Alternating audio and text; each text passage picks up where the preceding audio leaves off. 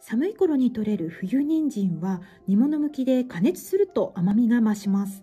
簡単にめんつゆで煮込むだけでも美味しいですよ。一方、春先に採れる春人参は水分量も多く柔らかいので生食向きです。サラダやラペ、人参スティックなどがおすすめです。人参の皮と思われている部分はたくさんの栄養素が詰まっています。気にならないときはピーラーなどで剥かずに使いましょう。そして人参に多く含まれるベータカロテンは油と一緒に摂るとより吸収率がアップします。なのできんぴらや炒め物などに上手に使ってください。